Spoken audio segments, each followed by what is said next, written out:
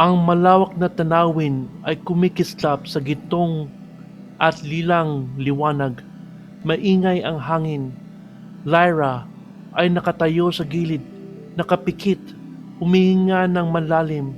May hawak siyang maliit na makinang kumikislap. Sabi nila, sira na raw ang langit. Ang mga kulay na nakikita natin ngayon ay mga anino na lang ng dati.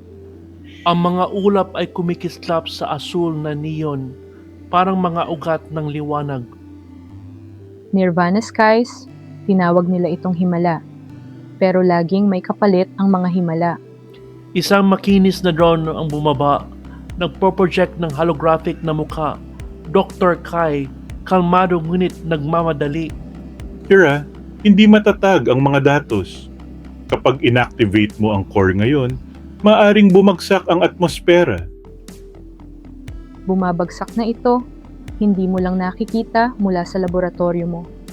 Isinusugal mo ang lahat para sa isang teorya.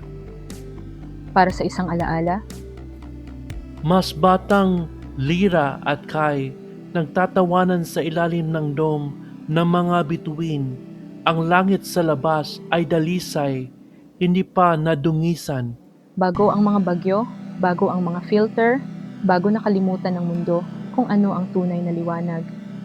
Kung gagana ito, makikita natin muli ang tunay na langit.